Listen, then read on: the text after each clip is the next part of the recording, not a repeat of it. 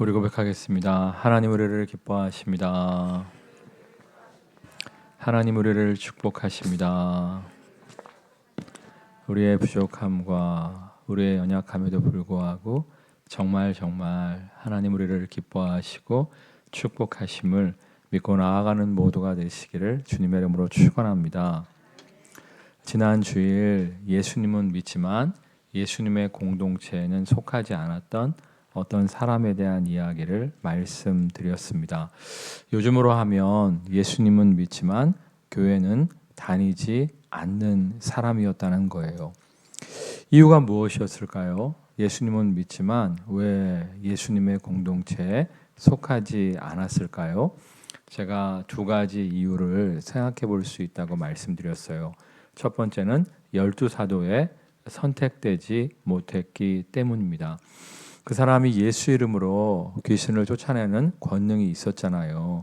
성경을 자세히 살펴보시면 예수님 주변에 늘상 500여 무리가 있었고 500여 무리 중에서 70명을 선택해서 이곳저곳에 둘씩 짝지어 전도대원으로 보내셨어요.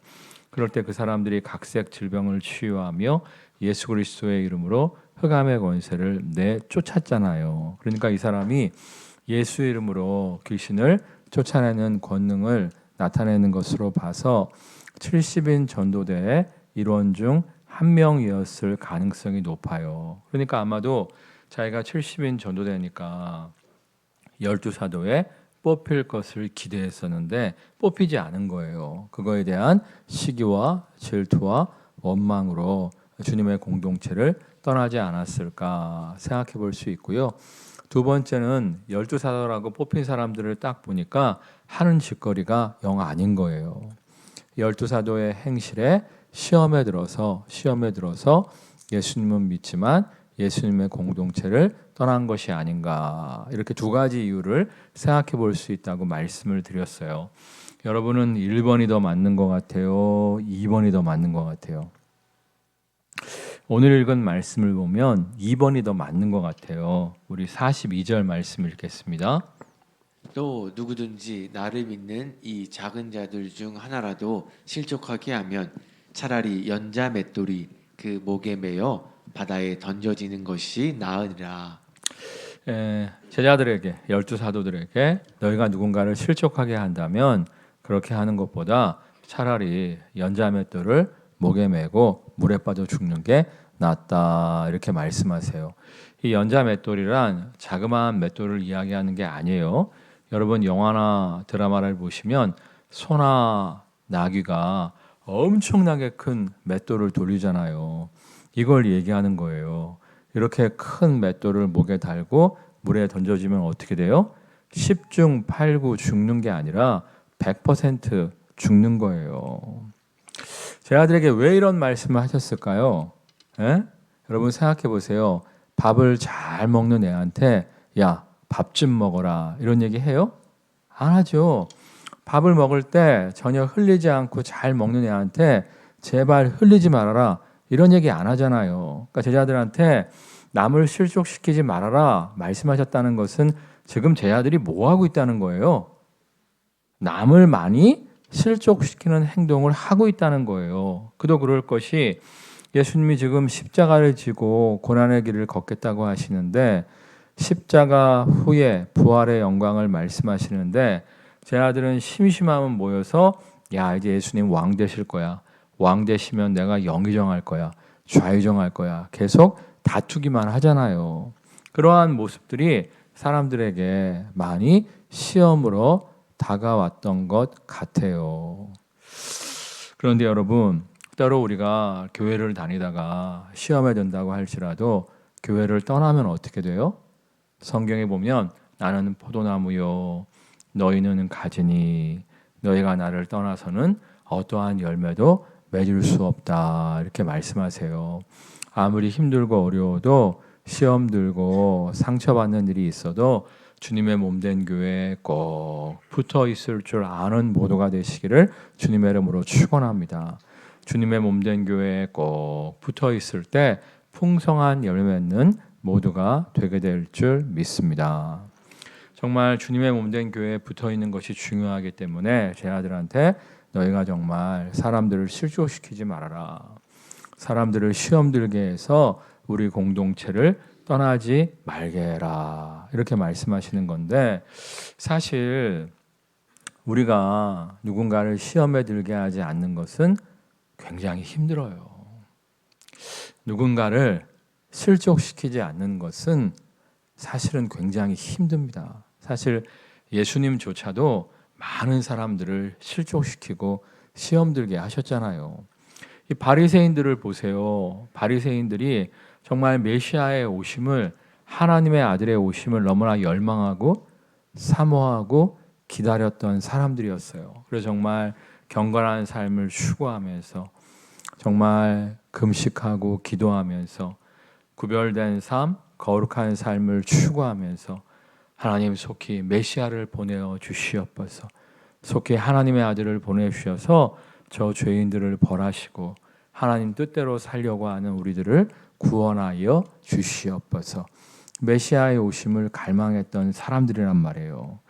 근데 메시아로 기대되는 예수님이 딱 오십니다. 그때 사실 바리새인들이 기대하면서 예수님 주변에 많이 모여들어요. 근데 예수님이 정말 거룩하게 살려고 몸부림치는 자신들, 구별된 삶을 살려고 몸부림치는 자신들을 구원하여 주시고 정말 저 죄인들은, 타락한 죄인들은 벌하여 주실 것을 기대했는데 내가 의인을 위해 온 것이 아니라 죄인을 위해 왔다 하시면서 손가락질 받는 죄인들까지도, 세리와 창녀들까지도 막 품에 안아 주시는 거예요. 이걸 보고 야 이게 뭐야? 우리가 정말 하나님의 아들의 오심을 기대하면서 정말 경건한 삶, 거룩한 삶을 추구했는데 저 죄인들까지 다 용납하신다고 하니 우리가 기대했던 메시아가 아니다 하면서 실망해서 떠나가는 사람들이 많았습니다. 열심당원들도 마찬가지예요. 열심당원이 요즘 말로 얘기하면 뭐예요? 독립투사잖아요. 독립투사. 예수님의 12사도 중에서도 독립투사가 있었습니다만 독립투사들이 하나님의 아들의 오심을 굉장히 기대했어요. 하나님의 아들이 오시면 지금 압제 가운데 있는 식민 통치 가운데 있는 우리를 구원하여 주실 것이다. 우리를 압제하는 로마를 뒤집어 엎으시고 우리를 구원하여 주실 것이다. 정말 메시아의 오심을 기대했는데 예수님이 로마를 뒤집어 엎기는커녕 로마인들까지도 품에 안아 주시는 거예요. 그러니까 또 열심당원들이 와 이게 뭐냐 말이야. 우리가 정말 로마로부터의 독립을 기대했는데 로마를 뒤집어 엎기는커녕 저들을 품에 안아 주시니 이게 웬 말이냐 하면서 실망해서 떠난 사람들이 많았습니다. 우리나라 3.1운동 때도 마찬가지예요. 천도교가 돈이 많아서 천도교가 자금을 댔고요. 이 3.1운동의 계획과 진행은 거의 우리 기독교가 도맡아서 했습니다. 정말 3.1운동이 성공적으로 이루어진 후에 정말 너무나 많은 사람들이 야 기독교야말로 애국, 애족하는 종교다 해갖고 많이 예수님께로 돌아왔어요. 평양 같은 경우에는, 이북 같은 경우에는 선봉에 서서 3.1 만세운동을 할 사람이 없으니까 정말 양코백이 서양 선교사들이 파란 눈에 금발에 선교사들이 앞장서서 태극기 들고 만세운동을 펼쳤습니다. 이거에 감동받은 많은 우리 조선 백성들이 정말 교회로 들어왔어요. 예수 믿겠다고 들어왔어요. 근데 예수 잘 믿으면 독립될 줄 알았는데, 예수 잘 믿으면 해방될 줄 알았는데 좀처럼 해방이 안 오는 거예요. 그래서 시험 들어서 공산주의로 간 사람들이 많습니다. 그 중에 대표적인 인물이 누구예요? 여운형이에요. 여운형. 여운형이 교회 열심히 다니면서 청년부 회장까지 했어요. 전도 많이 했어요. 독립이 안 오는 거야. 실망해갖고 사회주의, 공산주의로 넘어가게 된 것을 볼 수가 있어요.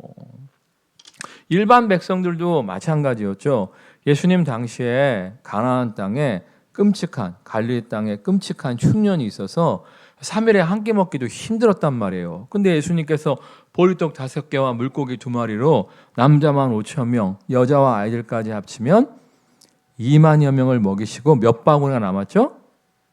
12바구니. 그러니까 막 눈이 휘둥그레져 갖고 야, 이 양반만 따라다니면 밥 굶을 걱정은 안 해도 되겠다 하고 사람들이 너무 신나갖고 예수님을 왕으로 세우려고 했잖아요. 근데 예수님이 너희가 이 땅의 양식만을 위해서 일하지 말고 하늘의 양식을 위해서 일해야 된다. 뭐 이따위 소리 하니까 실망해갖고 우르르 떠나버리지 않습니까? 그때 실망한 백성들이 예수님이 빌라도의 법정에 서 계실 때 빌라도가 예수냐 바라바냐 하니까 누구를 얘기해요? 바라바 이렇게 얘기하잖아요.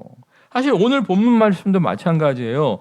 그래도 3년 6개월 동안 힘쓰고 애써 주님을 따랐던 12사도들인데 야 니들 그렇게 살려면 연자맷돌 목에 걸고 바다에 빠져 죽어라 이렇게 얘기하신 거예요. 이 12사도들도 얼마나 시험에 들었겠어요. 시험 안 들었을 것 같아요. 만약 제가 여러분한테 집사님 그렇게 살 바에는 물에 빠져 죽어 이렇게 얘기하면 여러분 시험에 드시겠어요? 안 드시겠어요? 안 들 것 같아요. 다 거짓말쟁이들이에요. 제가요 이번에 설교 준비하면서 이 본문을 여러 번 살펴봤습니다만 이번 설교 준비를 하면서 이 말씀을 깊이 묵상하면서 제가 기도 제목 한 가지를 바꿨어요. 그게 뭐냐면 제가 항상 기도했거든요.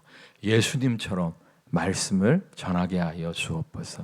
예수님처럼 말씀을 전하는 은사를 허락하여 주옵소서 기도했는데 그러면 큰일 나겠더라고. 예수님처럼 설교하면 여러분들 다 실족해갖고 다 도망가겠더라고요. 예수님이 지금 12사도들도 실족시키고 있는 거예요. 그러니까 사실은 우리가 아무리 최선을 다해도 남을 실족시킬 수 있다 없다? 그래요. 우리는 아무리 최선을 다해도 남을 실족시킬 수밖에 없어요. 그러나 그럼에도 불구하고 하나님 남을 덜 실족시킬 수 있도록 역사하여 주시옵소서. 하나님의 은혜를 구하면서 최선을 다하는 모두가 되시기를 주님의 이름으로 축원합니다. 사도 바울 보세요. 내가 모든 고기를 다 먹을 자유가 있지만 누군가 내가 고기 먹는 것으로 시험에 든다면 내가 평생 고기를 먹지 않겠다 이야기하잖아요. 정말 이 마음으로 누군가를 실족시키지 않기 위해서 최선을 다하는 모두가 되시기를 주님의 이름으로 축원합니다. 사실 이건 소극적 방법이고요. 우리가 아무리 조심해봤자 사실 누군가는 시험 들게 되어 있어요. 제가 부목 때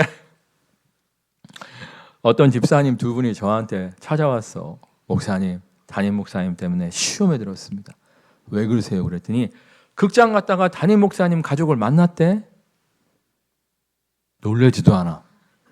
그것 때문에 시험에 들었다는데. 자기들도 간 거 아니야. 자기들도 가서 본 거야. 에? 이상한 영화도 아니야. 그때 담임 목사님 애들이 어렸거든요. 청소년 관람불가 영화 본 게 아니라 담임 목사님 애들이 하나는 초등학생이었고 하나는 중학생이었기 때문에 애들 보는 영화 같이 본 거야. 근데 시험에 들었다는 거야. 저는 왜요? 물어봤더니 목사가 성경 보고 기도해야지 어디 극장을 다니냐고. 그러니까 시험 들기 시작하면 끝도 없는 거예요. 끝도 없는 거예요. 우리가 적극적으로 어떻게 하면 주변 사람들을 시험에 안 들게 할 수 있냐면 따라하겠습니다. 주변 사람들의 믿음을 성장시켜야만 합니다. 그래요. 사소한 일에 시험 들지 않는 강한 믿음의 용사로 주변 사람들의 믿음을 성장시켜야 돼요. 예를 들면 바리새인들 보세요.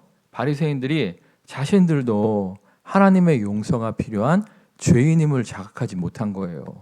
자신들은 의인이라고 착각하고 앉아 있으니까 저 죄인들을 속히 벌하소서 했던 것이었는데, 그래서 어느 날 보면 바리새인들이 예수님을 올무에 빠뜨리기 위해서 가늠하다가 현장에서 붙잡힌 여인을 끌고 오잖아요. 자, 세리와 창녀를 아무리 품에 안아 주신다고 할지라도 남편이 있음에도 불구하고 가늠하다가 현장에서 붙잡힌 이 여인을 주님이 어떻게 하시나 보자. 이 여인까지도 용서해야 된다고 말씀하시나 한번 두고 보자. 끌고 오잖아요. 근데 예수님이 뭐라고 말씀하십니까?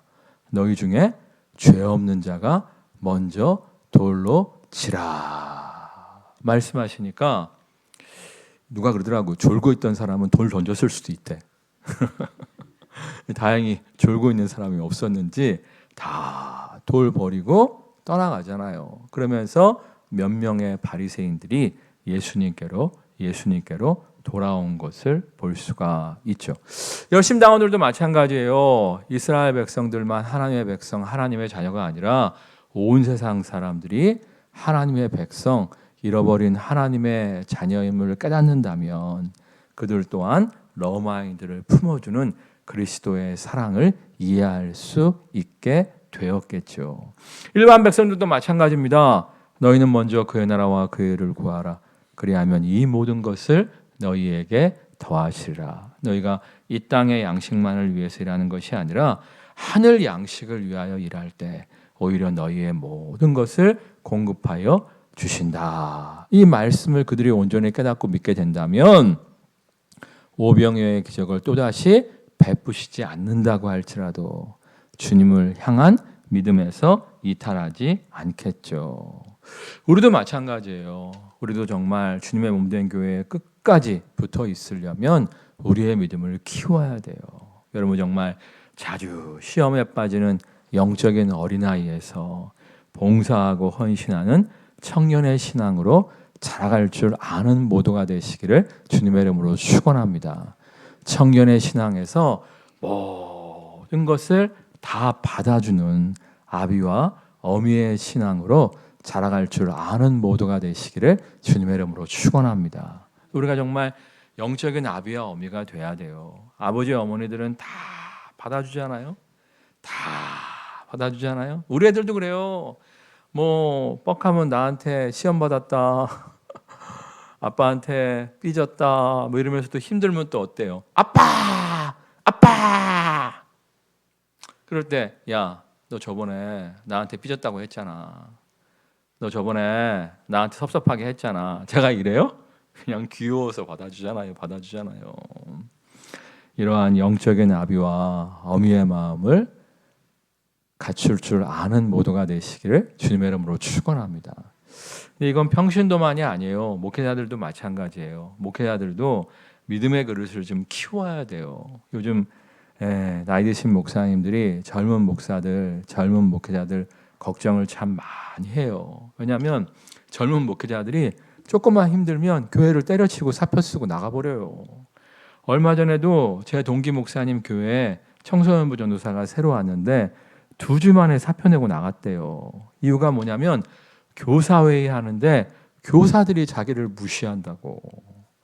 교사들이 자기를 무시한다고 이놈의 교회 못 있겠다고 사표 쓰고 나갔다는 거예요. 근데 요즘 목회가 더 힘들어서 그럴까요? 옛날 목회는 쉬웠는데 요즘 목회는 너무 힘들어서 젊은 목회자들이 못 견디고 도망치는 걸까요? 그렇지 않아요. 여러분 우리 교회 필독도서가 뭐죠? 이건 좀 아셔야 되는데 크리스찬 스타트잖아요. 크리스찬 스타트. 크리스찬 스타트의 저자이신 목사님이 지금은 은퇴하셨지만 은퇴 전에는 2만여 명 목회를 하셨던 분이에요. 근데 그분이 크리스찬 스타트 말고 다른 책에서 그런 얘기를 하셨더라고요. 2만 명 되는 교회에 담임 목회자였지만 자기가 5번이나 그 교회에서 사표 쓰고 도망치려고 했다는 거예요. 그 이유는 기록하지 않았더라고요. 그래서 내가 2만 명 교회 담임 목사도 5번이나 사표 쓰고 도망치고 싶었다고? 정말 다 시련이 있고 평신도만이 아니라 목회자도 권찰만이 아니라 권사도 집사만이 아니라 장로도 다 시험거리가 있어요. 우리가 믿음을 키워야 돼요. 믿음을 키워야 돼요. 정말 영적인 아비와 어미의 믿음으로 믿음의 그릇을 키움으로 말미암아 모든 시험을 이겨내고 주님께 온전히 붙어 있음으로 말미암아 풍성한 열매 맺는 모두가 되시기를 주님의 이름으로 축원합니다. 우리 50절 말씀 읽겠습니다. 50절. 소금은 좋은 것이로되 만일 소금이 그 맛을 잃으면 무엇으로 이를 짜게 하리요. 너희 속에 소금을 두고 서로 화목하라 하시니라. 예수님께서 서로 실족시키지 말아라 이걸 넘어서 서로 화목을 추구해야 된다 이렇게 말씀하세요. 정말입니다. 제가 여러 번 말씀드리지만 뭐하지 말아야지 하는 건 소극적인 것이고 뭐하지 말아야지 하면 어때요? 더 하고 싶은 게 인간의 심성이에요. 그래서 실족시키지 말아야지 이게 아니라 우리가 뭘 추구해야 돼요? 화목을 추구해야 돼요. 화목. 서로 화목하면요 다 넘어가게 되어 있습니다. 친하면요 다 넘어가게 돼 있어요. 그렇지 않아요? 안 친한 사람인데 어떤 농담을 하면 농담임에도 불구하고 확 화가 날 때가 있죠. 근데 친한 사이에는 좀 과한 농담을 해도 어때요? 넘어갈 수 있잖아요. 아니에요? 친한 사이에도 농담하면 죽여버려야 돼요? 아니잖아요. 친한 사이에는 좀 과한 농담해도 웃고 넘어가 주시잖아요. 마찬가지로 우리가 화목할 때 좀 섭섭하게 해도 좀 서운하게 해도 좀 시험 들게 해도 이해하고 넘어갈 수가 있는 거예요. 서로 화목을 추구할 줄 아는 모두가 되시기를 주님의 이름으로 축원합니다. 특별히 지금 추석 연휴인데요. 이 추석 연휴에 의외로 이렇게 함께 모이는 거를 꺼리는 가족들이 많아요. 코로나 때문에 잘 못 모이는데 코로나 때문에 못 모이는 것을 기뻐하는 가족들도 의외로 많은 것을 볼 수가 있습니다. 근데 세상도 가화 만사성이라고 이야기하잖아요. 가정이 화목해야 잘 된다고 이야기하잖아요. 이 추석 연휴에 가화 만사성 가정의 화목을 추구하는 모두가 되시기를 주님의 이름으로 축원합니다. 근데 어떻게 해야 우리가 화목한 가정, 화목한 교회, 화목한 공동체가 될 수 있을까요? 50절 말씀 다시 읽겠습니다. 소금은 좋은 것이로되 만일 소금이 그 맛을 잃으면 무엇으로 이를 짜게 하리요. 너희 속에 소금을 두고 서로 화목하라 하시니라.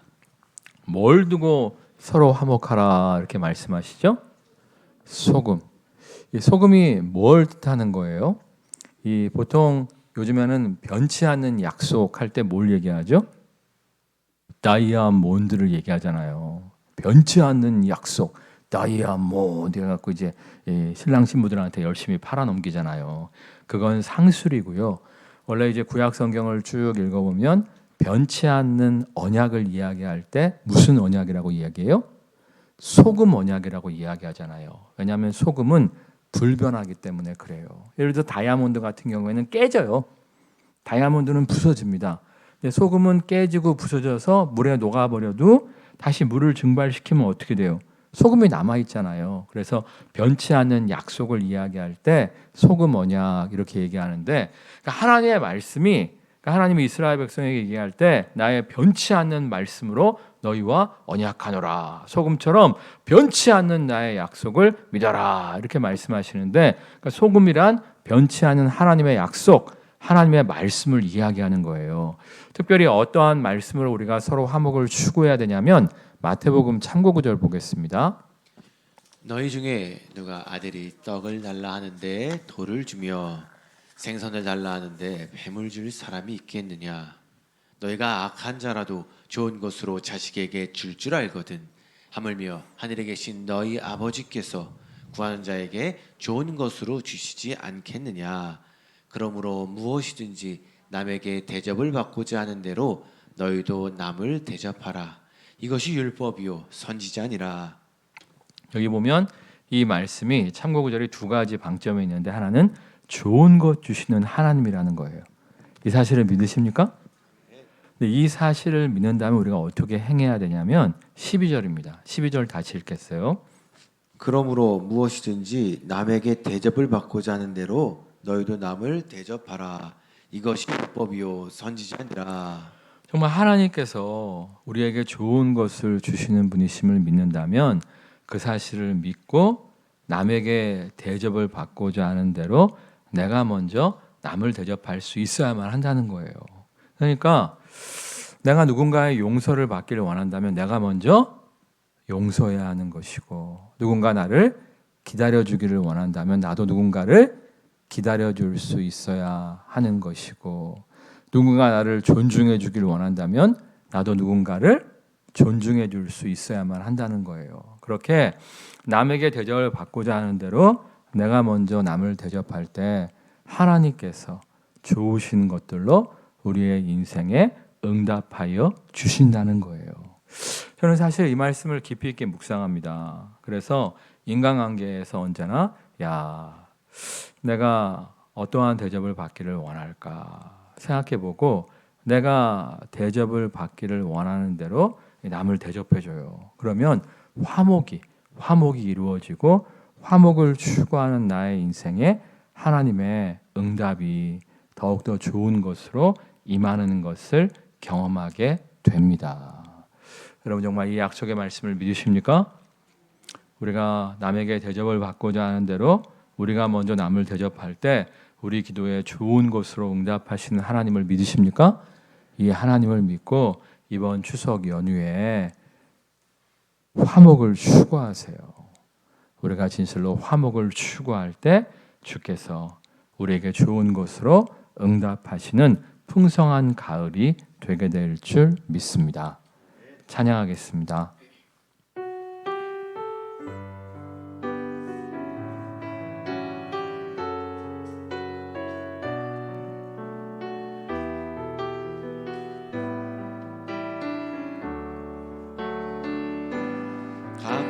감사해요. 깨닫지 못했었는데 내가 얼마나 소중한 존재라는 것 태초부터 지금까지 하나님의 사랑은 항상 날 향하고 있었다는 것 고마워요.